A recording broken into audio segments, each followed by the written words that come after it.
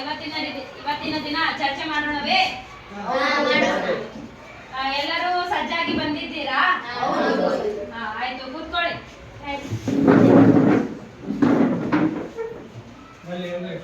ನಿಮಗೆ ಬಂದಿರೋ ವಿಷಯ ಯಾವುದು? ನನಗೆ ಬಂದಿರುವ ವಿಷಯ ಎಂದರೆ ಕೋಮುವಾದ ಎಂದರೆ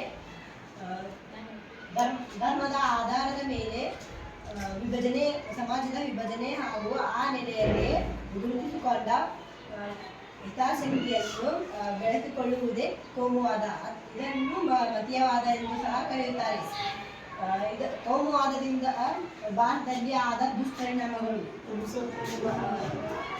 ಮೊದಲನೇದು ಸಾಮಾಜಿಕ ಭಿನ್ನತೆ ಸೃಷ್ಟಿಸುವುದು, ಭಯದ ವಾತಾವರಣ ಸೃಷ್ಟಿಸುವುದು, ಆರ್ಥಿಕ ವೈಷಮ್ಯಕ್ಕೆ ಕಾರಣವಾಗುವುದು ಹಾಗೂ ಸಾಮಾಜಿಕ ನೆಮ್ಮದಿಯನ್ನು ನಾಶ ಮಾಡುವುದು ಹಾಗೂ ಸಾಂಸ್ಕೃತಿಕ ಬಹುರೂಪತೆಯನ್ನು ಧಕ್ಕೆ ಮಾಡುವುದು. ಮತ್ತು ಭಾರತ ಸರ್ಕಾರವು ಕೈಗೊಂಡಿರುವ ಈ ಕೋಮುವಾದ ನಿಯಂತ್ರಿಸಲು ಕೈಗೊಂಡಿರುವ ಕ್ರಮಗಳು: ಮೊದಲನೇದು ನಾಗರಿಕ ಸಂಹಿತೆಯನ್ನು ಜಾರಿಗೊಳಿಸುವುದು, ಸಾರ್ವಜನಿಕರಲ್ಲಿ ಎಚ್ಚರವನ್ನು ಮೂಡಿಸುವುದು ಮತ್ತು ಕ್ರಮಬದ್ಧ ಕಾನೂನು ವ್ಯವಸ್ಥೆಯನ್ನು ಜಾರಿಗೊಳಿಸುವುದು ಮತ್ತು ಆರೋಗ್ಯಕರ ಸುದ್ದಿ ಮಾಧ್ಯಮಗಳನ್ನು ಜಾರಿಗೊಳಿಸುವುದು ಹಾಗೂ ಮತೀಯ ಮೂಲಭೂತವಾದವನ್ನು ನಿವಾರಿಸುವುದು. ಹೀಗೆ ಹಲವಾರು ಕಾರ್ಯಕ್ರಮಗಳನ್ನು ಆಯ್ದುಕೊಂಡು ಕೊನೆಗೆ ಕೋಮುವಾದವನ್ನು ಭಾರತದಲ್ಲಿ ಹೋಗಲಾಡಿಸಲಾಗಿದೆ ಅಂತ ಹೇಳ್ತಾ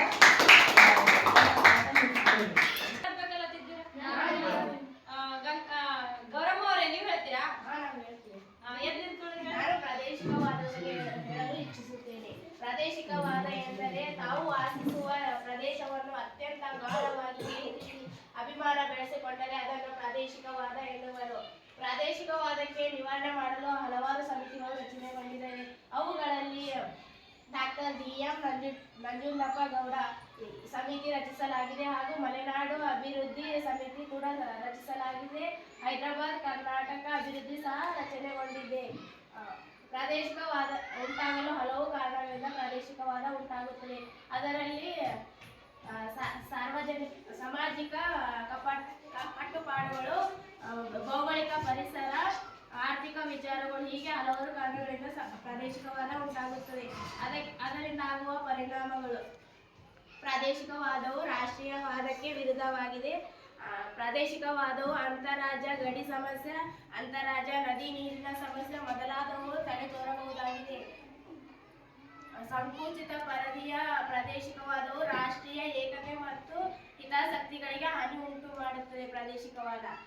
ಪ್ರಾದೇಶಿಕವಾದ ಹೋಗಲಾಡಿಸಲು ಸರ್ಕಾರ ಕೈಗೊಂಡಿರುವ ಕ್ರಮಗಳೆಂದರೆ: ಏಕ ಪೌರತ್ವ ವ್ಯವಸ್ಥೆಯನ್ನು ಜಾರಿಗೊಳಿಸಲಾಗಿದೆ, ಅಂಚೆ ಸಂಯುಕ್ತ ರಾಜ್ಯಗಳ ಅಭಿವೃದ್ಧಿ ಮಾಡಲಾಗಿದೆ,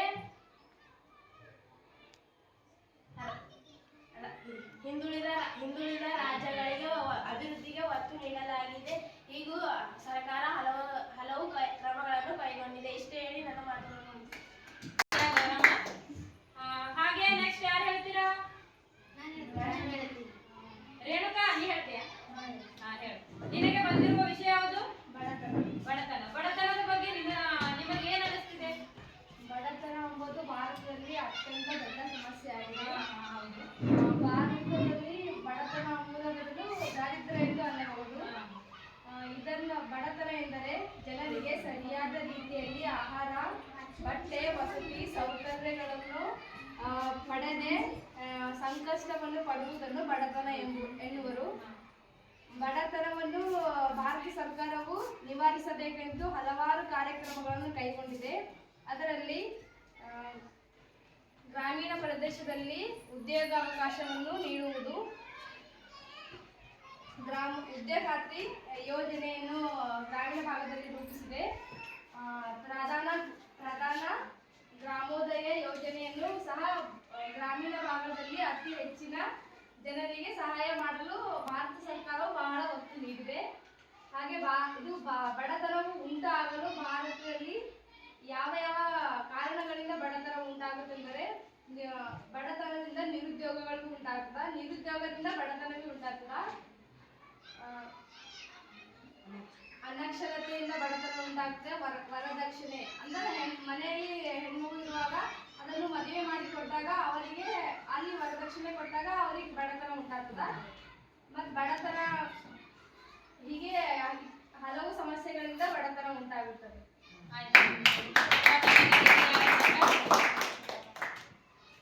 ಹಾಗೆ ನಂತರ ಮಧ್ಯಾಹ್ನ ಹೇಳ್ಬೇಕಂತಿದ್ದೀರಾ ಮಹೇಶ್ವರ, ನೀವು ಹೇಳ್ತೀರಾ?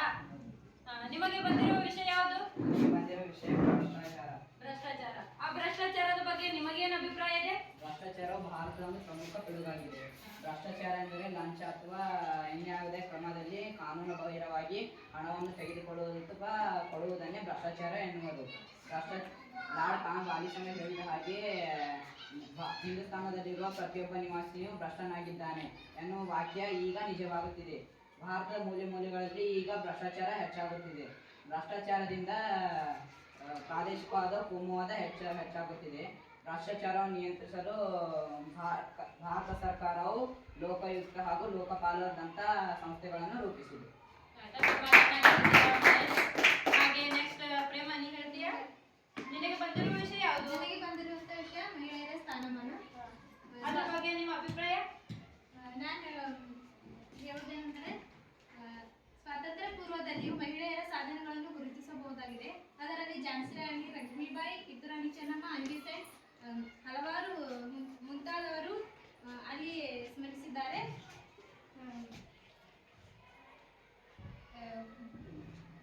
ಮಹಿಳೆಯರು ಗಗನಯಾತ್ರಿ, ಪೈಲಟ್ ಆಗಿ ಹಾಗೂ ಮತ್ತು ಹಲವಾರು ಕೆಲಸದಲ್ಲಿ ತೊಡಗಿದ್ದಾರೆ. ಈ ಇದು ಮಹಿಳೆಯರು ಸರ್ಕಾರವು ಕೈಗೊಂಡಿರುವ ಕ್ರಮಗಳು ಸ್ಥಳೀಯ ಸಂಸ್ಥೆಗಳಲ್ಲಿ 33% ಮೀಸಲಾತಿಯನ್ನು ನೀಡಲಾಗಿದೆ.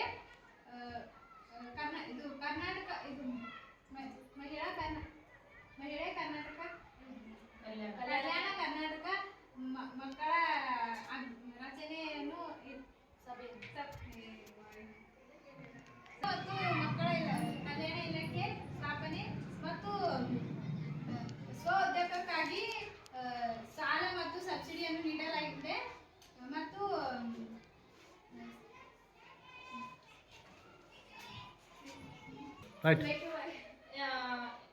ಸ್ವತಂತ್ರದ ಮುಂಚೆ ಮತ್ತು ಸ್ವತಂತ್ರದ ನಂತರ ಮಹಿಳೆಯರ ಸ್ಥಾನಮಾನ ಈಗ ಹೇಗಿದೆ, ಅವಾಗ ಹೇಗಿತ್ತು ಅಂತ ತಿಳಿಸಿಕೊಟ್ಟಿರುವ ಪ್ರೇಮ ಅವರಿಗೆ ಧನ್ಯವಾದಗಳು. ಈಗ ನಂತರ ಅಂಜಲಿ ಅವರೇ, ನೀವು ಹೇಳ್ತೀರಾ? ತಮಗೆ ಬಂದಿರುವ ವಿಷಯ ಯಾವುದು? ನನ್ನ ವಿಷಯ ಜನಸಂಖ್ಯೆ ಹೆಚ್ಚಳ. ಜನಸಂಖ್ಯೆ ಹೆಚ್ಚಳದಿಂದ ಆಗುವ ದುಷ್ಪರಿಣಾಮಗಳು ಮತ್ತು ಅವುಗಳನ್ನು ತಡೆಗಟ್ಟಲು ಕೈಗೊಂಡಿರುವ ಕ್ರಮಗಳನ್ನು ನಾನು ತಿಳಿಸಿಕೊಡುತ್ತೇನೆ. ಜನಸಂಖ್ಯೆ ಹೆಚ್ಚಳದಿಂದ ಭಾರತದಲ್ಲಿ ತುಂಬಾ ಹಲವಾರು ಪರಿಣಾಮಗಳು ಭಾರತವಾಸಿಗಳ ಮೇಲೆ ಬೀರುತ್ತಿದೆ. ಹಾಗಾಗಿ ಜನಸಂಖ್ಯೆ ಹೆಚ್ಚಳವನ್ನು ಅದರ ಪರಿಣಾಮಗಳು ಹೇಗೆ ಬೀರ್ತಾವಂದ್ರೆ ಅದು ಭಾರತದ ಜನಸಂಖ್ಯೆ ಹೆಚ್ಚಳ ಹಾಗೂ ಭಾರತದ ಜನಸಂಖ್ಯೆಯಿಂದ ಬಡತನ ಹೆಚ್ಚಾಗುತ್ತದೆ, ನಮಗೆ ಅನಕ್ಷರತೆ ಉಂಟಾಗ್ತದೆ. ಈಗ ಒಂದ್ ಸ್ಕೂಲ್ದಾಗ ಎಷ್ಟು ಜನ ಇರ್ತಾರ, ಒಂದ್ ಥೋಡೆ ಮಂದಿ ಇದ್ರು ಹೇಳಕ್ಕಾಗ್ತದೆ, ಭಾಳ ಜನ ಆದ್ರೆ ಅದು ಸ್ಕೂಲ್ದಾಗೆ ಹೇಳಕ್ಕಾಗಲ್ಲ. ಅದರಿಂದ ಅನಕ್ಷರತೆ ಕೂಡ ಉಂಟಾಗ್ತದ, ಬಡತನ ಉಂಟಾಗ್ತದ, ಆಹಾರ ಸಮಸ್ಯೆ ಹಾಗೂ ನಮಗೆ ವಾಸಿಸಲು ಸ್ಥಳಗಳ ಅವಕಾಶ ಕೂಡ ಕಡಿಮೆ ಆಗುತ್ತದೆ. ಹಾಗಾಗಿ ನಾವು ಜನಸಂಖ್ಯೆಯ ಬಗ್ಗೆ ಒಂಚೂರು ಗಮನ ವಹಿಸಿ ಒಂದು ಮನೆಯಲ್ಲಿ ಎಷ್ಟು ಜನ ಇರಬೇಕು, ಎಷ್ಟು ಮಕ್ಕಳನ್ನು ನಾವು ಹೆರಬೇಕು ಅಂತ ಏನಂತಾರೆ ನಮ್ಮಲ್ಲಿ ಒಂದು ಅರಿವು ಇರಬೇಕು. ಹಾಗಾಗಿ ಸರ್ಕಾರ ಕೂಡ ತುಂಬಾ ಹಲವು ಕಾರ್ಯಕ್ರಮಗಳನ್ನು ಕೈಗೊಂಡಿದೆ. ಹಾಗಾಗಿ ಸರ್ಕಾರವು ಕೂಡ ತುಂಬಾ ಪ್ರಯತ್ನ ಮಾಡುತ್ತಿದೆ. ಮಕ್ಕಳನ್ನು ಶಾಲೆಗೆ ಕರೆದುಕೊಂಡು ಮಕ್ಕಳಲ್ಲಿ ಒಂದು ಜನಸಂಖ್ಯೆಯ ಬಗ್ಗೆ ಅವರಲ್ಲಿ ಒಂದು ಬುದ್ಧಿಯನ್ನು ಮೂಡಿಸ್ಬೇಕಂತ ಸರ್ಕಾರವು ಕೂಡ ತುಂಬಾನೇ ಪ್ರಯತ್ನ ಪಡ್ಲತ್ತಿದ. ಹಾಗಾಗಿ ಸರ್ಕಾರವು ಕೂಡ ಒಂದು ಬೇಕು ಅಥವಾ ಎರಡು ಸಾಕು ಅಂದ್ರೆ ನಮ್ದು ಈಗ ಸ್ಥಳೀಯ ಜನರಲ್ಲಿ ಅದ್ರ ಬಗ್ಗೆ ಅರಿವೇ ಇರಲ್ಲ. ಹಾಗಾಗಿ ಅವರು ಒಂದು ಸಾಕು ಎರಡು ಬೇಕು ಅನ್ನೋ ಮಾತು ಅವರಿಗೆ ತಿಳಿದಿರಲ್ಲ. ಹಾಗಾಗಿ ಇದು ಇದ್ರಲಿಂದ ಅನಕ್ಷರತೆ ಕೂಡ ಉಂಟಾಗ್ತದ. ಹಾಗಾಗಿ ನಾವು ಒಂದು ಮಾತನ್ನು ಮುಗಿಸುತ್ತೇವೆ.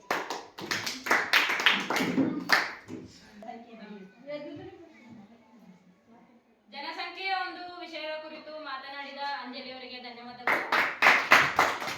ಹಾಗೆ ಈಗ ರಂಜಿತಾ ಅವರು ಕೂಡ ಮಾತನಾಡಲು ಇಚ್ಛೆ ಪಡುತ್ತಿದ್ದಾರೆ. ಅವರಿಗೂ ಕೂಡ ಅವಕಾಶಗಳನ್ನು ಕಲ್ಪಿಸಿಕೊಡಬೇಕು. ರಂಜಿತಾ ಅವರೇ, ನಿಮಗೆ ಬಂದ ವಿಷಯ ಯಾವುದು? ಆರ್ಥಿಕ ಅಸಮಾನತೆ.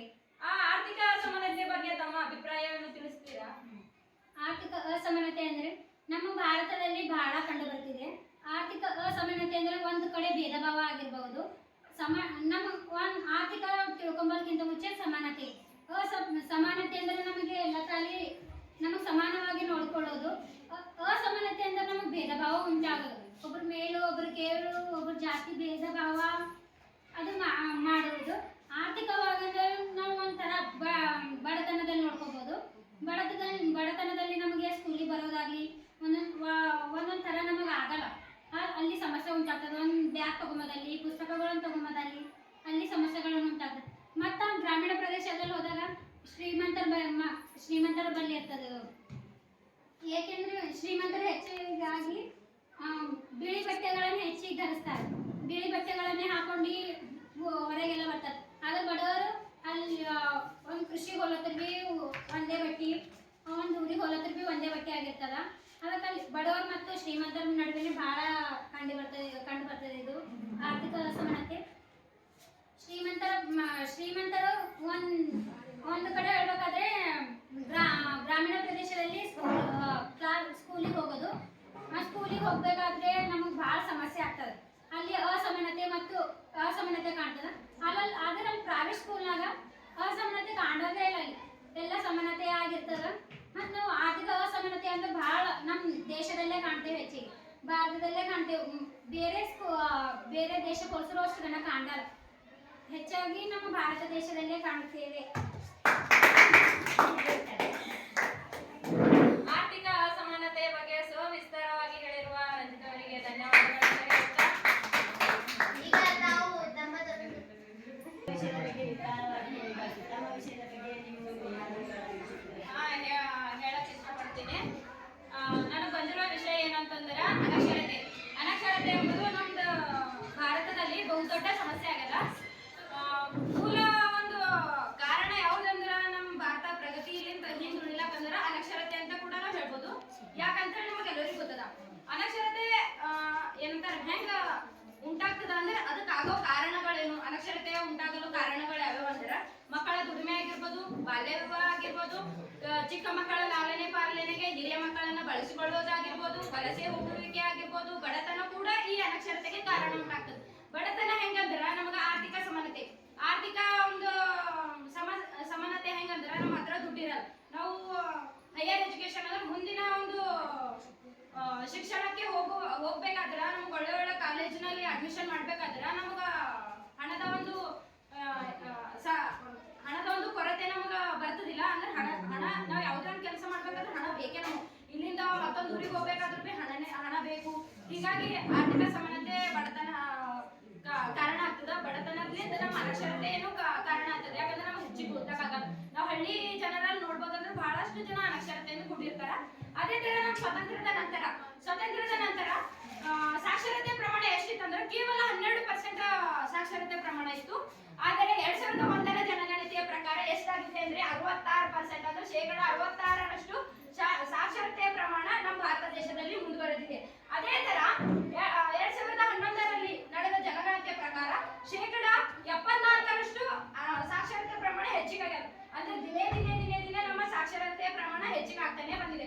ಅದೇ ತರ ನಮ್ಮ ಭಾರತ ಕೂಡ ಅಭಿವೃದ್ಧಿ ಪಥದಲ್ಲಿ ಸಾಗ್ತಾನೆ ಇದೆ. ಬೇರೆ ದೇಶಗಳಿಗೆ ಹೋಲಿಕೆ ಮಾಡಿದ್ರೆ ನಮ್ಮ ದೇಶ ಕಮ್ಮಿಲ್ಲ. ಆದ್ರೂ ಕೂಡ ಇನ್ನಷ್ಟು ಅಭಿವೃದ್ಧಿ ಪಥದಲ್ಲಿ ಸಾಗಬೇಕು. ಅದೇ ತರ ಈಗ ಕೊರೋನಾ ಮಹಾಮಾರಿಯ ಕಾರಣದಿಂದಾಗಿ 2020ರಲ್ಲಿ ನಾವು ಜನಗಣತಿಯನ್ನು ನಡೆಸಬೇಕಾಗಿತ್ತು. ಆದ್ರೆ 2020 ಮುಗಿತು, 21 ಮುಗಿತು, 22, 23 ನಡೆದು ನಾವು 24ನೇ ಒಂದು ವರ್ಷಕ್ಕೆ ಕಾಲಿಟ್ಟಿದ್ದೇವೆ. ಆದ್ರೂ ಕೂಡ ಇನ್ನ ಜನಗಣತಿ ನಡೆಸಿಲ್ಲ. ಕರೆಕ್ಟ್ ಆಗಿ ಜನಗಣತಿ ಇನ್ನ ನಡೆದಿಲ್ಲ. ಹಾಗಾಗಿ ಈಗ ಕೂಡ ನಿಯರ್ ಅಂದ್ರೆ 80 ಮ್ಯಾಗ್ ಬಂದಿರ್ಬೋದು ನಮ್ಮ ಸಾಕ್ಷರತೆ ಪ್ರಮಾಣ. ಯಾಕಂದ್ರೆ 2011ರಲ್ಲಿ ಆಗಿರ್ಬೋದಲ್ಲ, ಅದೇ ತರ ನಾವ್ ಯಾವುದೇ ಒಂದು ಜಿಲ್ಲೆ ಆಗಿರ್ಬೋದು, ನಮ್ ಕರ್ನಾಟಕದಲ್ಲೇ ತೋರಿ, ನಮ್ ಬೇರೆ ದೇಶದಲ್ಲೇ ತೋರಿ, ಮತ್ತರ ಬೇರೆ ರಾಜ್ಯದಲ್ಲೇ ತೋರಿ, ಸಾಕ್ಷರತೆ ಎಂಬುದು ಏನಾಗದಂದ್ರ ನಂತಿನ ನೀ ಮುಂದೆ ನಿಂಕಿನ ನಾ ಮುಂದೆ, ಈ ಶ್ರೀಮಂತರಲ್ಲಿ ನಾ ಹೆಚ್ಚಿಗೆ ಗಳಿಸ್ತೀನಿ ನೀ ಹೆಚ್ಚಿಗೆ ಗಳಿಸ್ತೀನಿ ಅಂತ ಇರ್ತದಿಲ್ಲ. ಅದೇ ತರ ಸಾಕ್ಷರತೆ ಪ್ರಮಾಣ ಒಂದು ದೇಶ ಕಂಪೇರ್ ಮಾಡಿ ನೋಡ್ರ ಇನ್ನೊಂದು ದೇಶ ಬಹಳ ಉನ್ನತ ಸ್ಥಾನದಲ್ಲಿ ಅಭಿವೃದ್ಧಿ ಪಥದಲ್ಲಿ ಹೊಂದುತ್ತದ. ಅದೇ ತರ ಅನಕ್ಷರತೆಯನ್ನು ಹೋಗಲಾಡಿಸಲು ನಮ್ಮ ಭಾರತ ಸರ್ಕಾರ ಕೈಗೊಂಡಿರುವ ಕ್ರಮಗಳು ಯಾವ್ಯಾವ ಅಂದ್ರ 1988ರಲ್ಲಿ ಸಾಕ್ಷರತಾ ಮಿಷನ್ ಕಾರ್ಯಕ್ರಮವನ್ನು ಸ್ಥಾಪಿಸ್ತದ. ಅದೇ ರೀತಿ ಸಾಕ್ಷರ ಭಾರತ ಕಾರ್ಯಕ್ರಮವನ್ನು ರೂಪಿಸಲಾಗಿದೆ. ಅದೇ ತರ ಮತ್ತ ಸಂವಿಧಾನದಲ್ಲಿ 21ನೇ ಎ ವಿಧಿಯಲ್ಲಿ ಶಿಕ್ಷಣ ಎಂಬುದು ಮೂಲಭೂತ ಹಕ್ಕಾಗಿ ಪರಿಗಣಿಸಲಾಗಿದೆ. ಅದೇ ತರ 2001ರಲ್ಲಿ ಸರ್ವ ಶಿಕ್ಷಣ ಅಭಿಯಾನ ಕೂಡ ಸ್ಥಾಪಿಸಲಾಗಿದೆ. ಅದೇ ತರ ಮಕ್ಕಳ ಮಹಿಳಾ ಶಿಕ್ಷಣ ಮತ್ತು ಜಾಗೃತಿಗೆ ಆದ್ಯತೆಯನ್ನು ನೀಡಲಾಗಿದೆ. ವಿಕಲಚೇತನ ಮಕ್ಕಳಿಗೆ ಶಿಕ್ಷಣ ಕೂಡ ಆದ್ಯತೆನೇ ಆಗಿದೆ.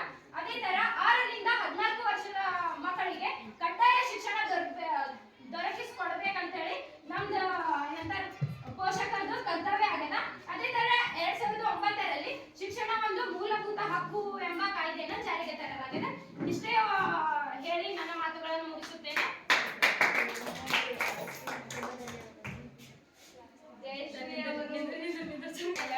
ಅನಕ್ಷರತೆಯ ಬಗ್ಗೆ ಸವಿಸ್ತಾರವಾಗಿ ಹೇಳಿರುವ ಜಯಶ್ರೀ ಅವರಿಗೆ ತುಂಬಾ ಧನ್ಯವಾದಗಳು. ಎಲ್ಲರೂ ಎದ್ದು ನಿಂತ್ಕೊಳ್ಳಿ. ಇವತ್ತಿನ ದಿನ ನಾವು ಸಮಾಜಶಾಸ್ತ್ರದಲ್ಲಿ ರಾಜ್ಯಶಾಸ್ತ್ರದ ಒಂದು ಭಾಗ ಬರ್ತದ, ಇತಿಹಾಸ ಬರ್ತದ, ಸಮಾಜಶಾಸ್ತ್ರ ಅಂತ ಬರ್ತದ, ಹೀಗೆ ಹಲವಾರು ಭಾಗಗಳು ಬರ್ತಾವ. ಅದರಲ್ಲಿ ನಾವು ಆಯ್ಕೆ ಮಾಡಿಕೊಂಡಿರುವ ಭಾಗ ಯಾವುದಂದ್ರೆ ರಾಜ್ಯಶಾಸ್ತ್ರ ಆಗಿತ್ತು. ಇವತ್ತಿನ ದಿನ ಆ ಒಂದು ರಾಜ್ಯಶಾಸ್ತ್ರದಲ್ಲಿ ಬರ್ತಕ್ಕಂಥ ಮೊದಲನೇ ಅಧ್ಯಾಯವಾಗಿರ್ತಕ್ಕಂಥ ಭಾರತದ ಸವಾಲುಗಳು ಹಾಗೂ ಅವುಗಳ ಪರಿಹಾರ ಉಪಾಯಗಳು ಎಂಬ ಪಾಠವನ್ನು ನಾವು ಆಯ್ಕೆ ಮಾಡ್ಕೊಂಡಿದ್ದೇವೆ. ಆ ಪಾಠದಲ್ಲಿ ಬರುವ ಎಲ್ಲಾ ಅಂಶಗಳನ್ನು ಚರ್ಚೆ ಮಾಡಿದಾಗಿದೆ. ಯಾವ ಕಾರಣದಿಂದ ಹೆಂಗ ನಾವು ಪರಿಹಾರವನ್ನು ಹುಡುಕೊಳ್ಬೇಕು ಮತ್ತು ಅದು ಹೆಂಗ್ ಉಂಟಾಗಿದೆ ಅಂತ ಆ ಒಂದು ವಿಷಯ ಬಗ್ಗೆ ಎಲ್ಲ ಚರ್ಚೆ ಆಗಿದೆ.